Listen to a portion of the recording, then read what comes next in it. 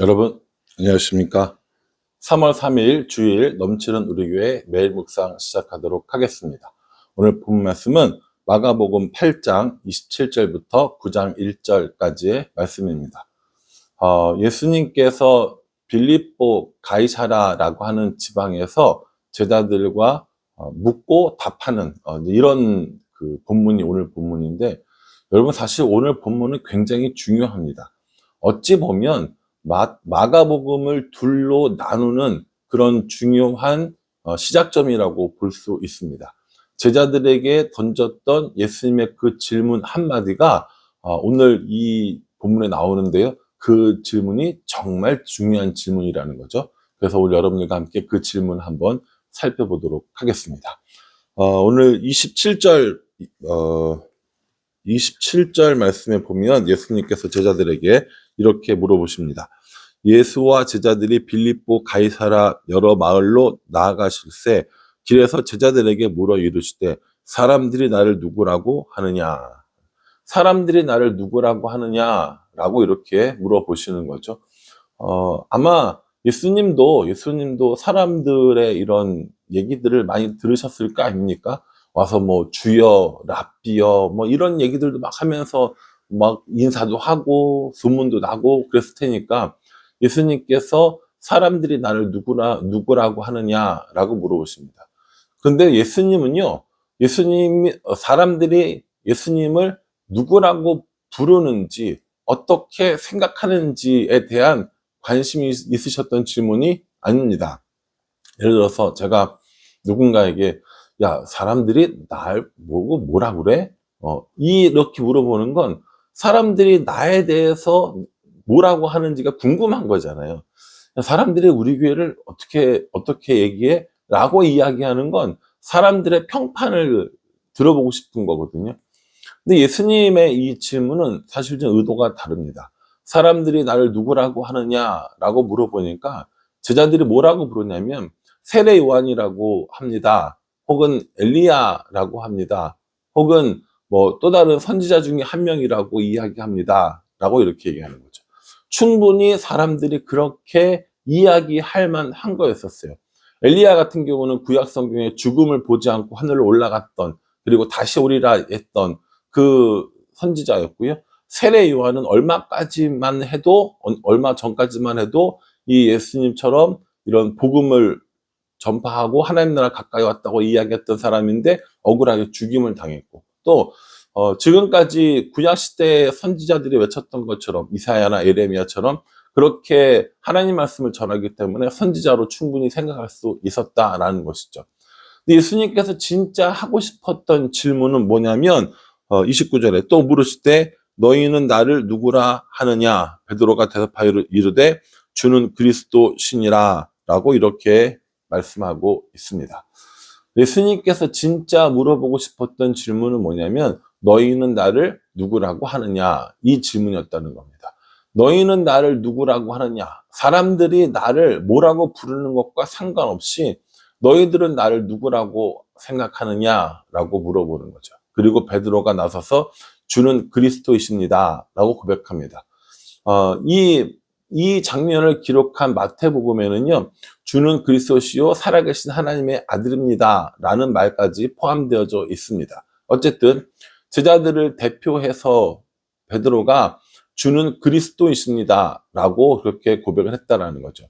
여기서 그리스도라는 말이 무슨 뜻이냐면은요, 메시아라는 뜻이고요. 또 그리스도라는 말은 구원자라는 겁니다. 우리를 죄에서 구원할 구원자입니다 라고 이렇게 고백을 하는 것이죠. 예수님이 이 이야기를 들으시고 이제 됐구나. 저 제자들이 나를 누구라고, 내가 누군지 정확히 알고 있구나 라고 생각을 하십니다. 그래서 저는 제 나름대로 이것이 제자를 부르시고 여기까지가 제자 훈련의 1단계라고 생각하고요. 이제부터 이후로 제자 훈련의 2단계, 새로운 것이 시작된다라고 생각을 합니다. 예수님의 사역들을 봤죠. 천국의 복음을 들었습니다. 또 가르치는 것들도 다 이렇게 받았습니다. 그래서 제자들에게 물어보는 거예요. 너희는 나를 누구라고 생각하느냐? 라고 물어보니까 베드로가 대표로 주는 예수님은 그리스도이십니다. 구원자이십니다. 라고 고백을 하게 된 거죠. 이제 다음 단계로 넘어갈 거예요. 이제 이 단계로 넘어가는 겁니다. 여기서 주는 그리스도십니다라고 고백하는 것이 끝이 아니라 그 다음이 있다라는 거예요. 그래서 예수님께서 제자들에게 그 이야기를 해 주십니다.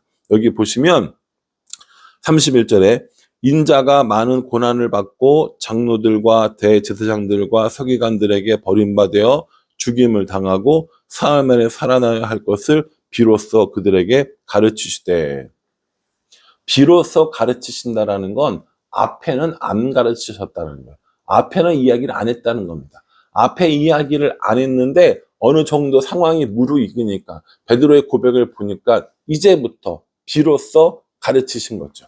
뭘 가르치셨냐면 예수님께서 고난 당하시고 십자가에 죽으시고 사흘 만에 다시 살아나실 것을 알려주십니다. 그러니까 오늘 본문 이후에 일어나는 일들은 예수님의 고난과 또 예수님의 죽음과 부활에 관한 내용이겠죠. 이렇게 제자들에게 앞으로 이런 일들이 있을 것이다. 고난받을 것이고 버림받을 것이고 십자가에 죽을 거고 그리고 부활할 거다라고 이야기했더니 베드로가 발끈하는 거예요. 예수님을 막아서면서 절대 이런 일이 있으면 안 됩니다. 말도 안 되는 소리 하지 마십시오. 막 이렇게 흥분해서 이야기를 하는 것이죠. 그걸 뭐라고 이야기를 하냐면 32절에 드러내놓고 이 말씀을 하시니 베드로가 예수를 붙들고 항변하며, 예수님을 붙들고 항변하는 거예요. 예수님 이럴 수는 없습니다. 이렇게 강하게 얘기했다는 뜻이거든요. 예수님께서 이 사태를 보시고 베드로에게 뭐라고 말씀하시냐면은 사탄아 내 뒤로 물러가라 이렇게 얘기를 하세요.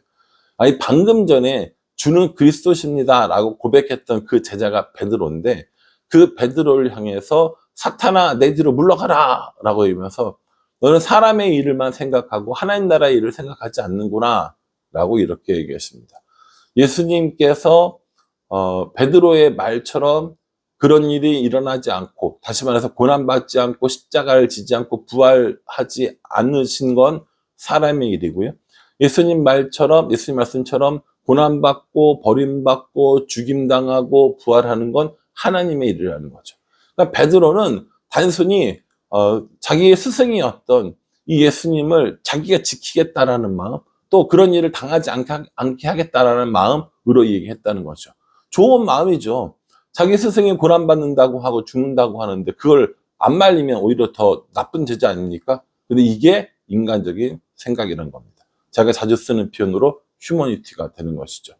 인간적으로 볼 때는 그래서 안 되지만 하나님의 일을 이루기 위해서는 그렇게 해야 하는 예수님의 모습을 보여주고 있습니다.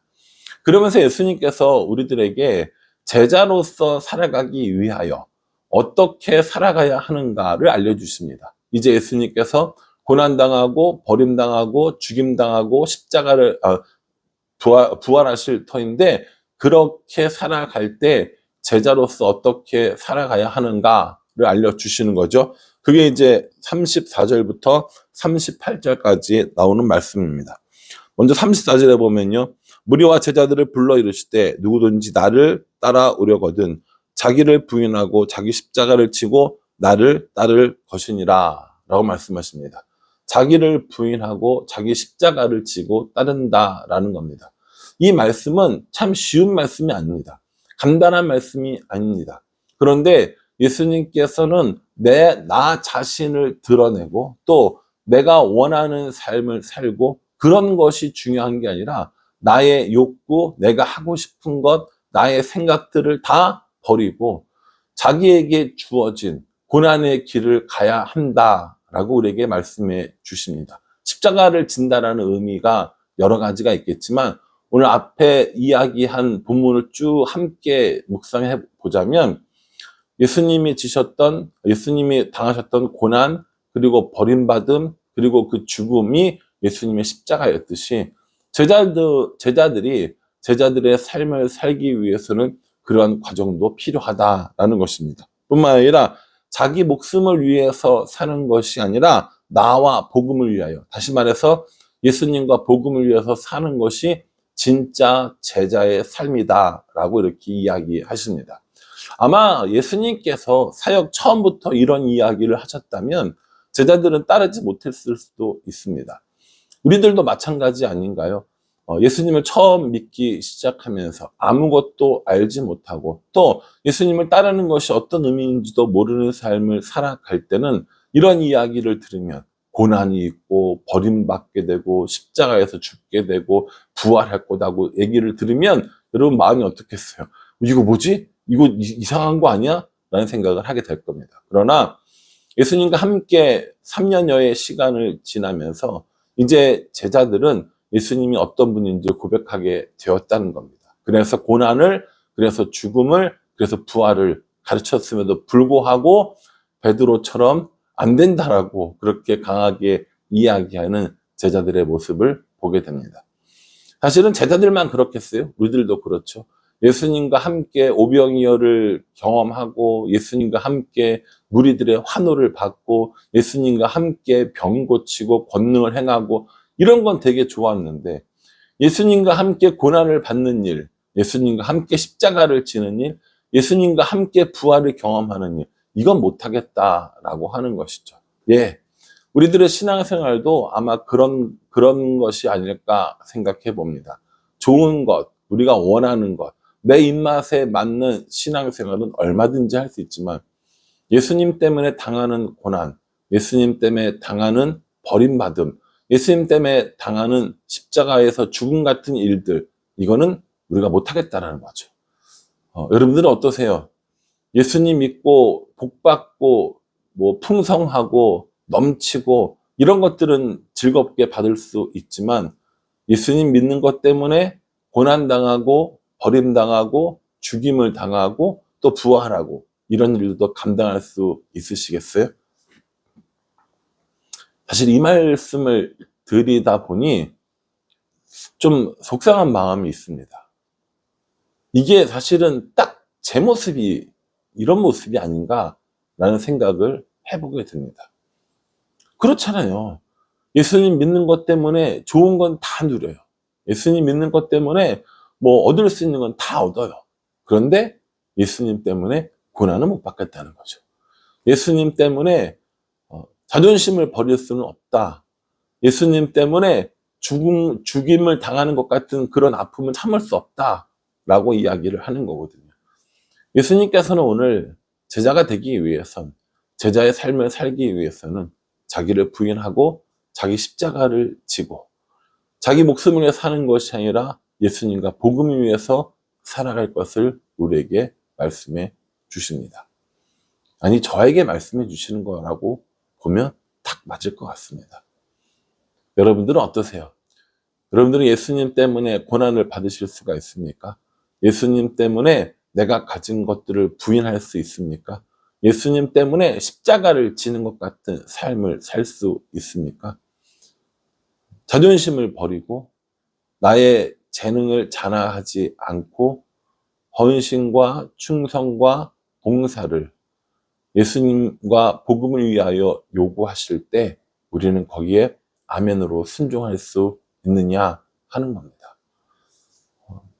베드로는 예수님을 그리스도라고 고백했습니다. 예, 저도 예수님을 그리스도라고 고백합니다. 그래서 예수님이 나의 구원자임을 저도 잘 알고 또 믿고 따르려고 합니다. 그렇게 고백하는 사람이라면 제자가 되는 것이고 그 제자가 되기 위해서 제자가 되고 난 이후에는 자기를 부인하고 자기 십자가를 지고 살아야 하는데 그것은 못하겠다고 하는 저의 모습을 이 말씀 속에서 발견하게 되는 거죠. 이렇게 말씀이 너무 정확하게 제 삶을 탁 찌르면 좀 뜨끔해요. 아, 이거 뭐지? 아, 내가 이런 거 잘못하고 있었네? 아, 이런 거 생각하지 못했네?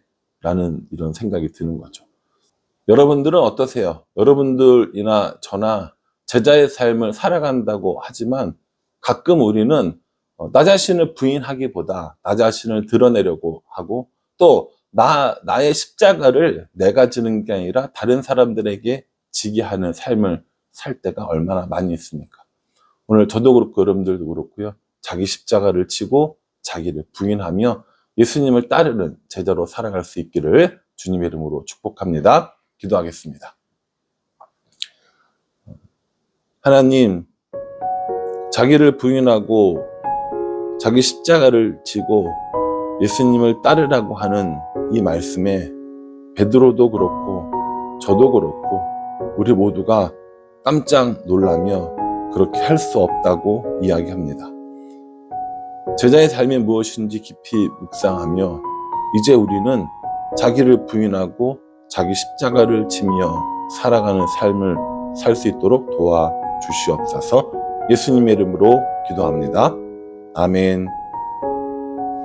예, 여러분 오늘 주일입니다. 오늘 예배 드리는 가운데 하나님을 만나고 그리고 자기를 부인하고 자기 십자가를 지는 제자의 삶을 살아가시기를 간절한 마음으로 기도합니다. 감사합니다.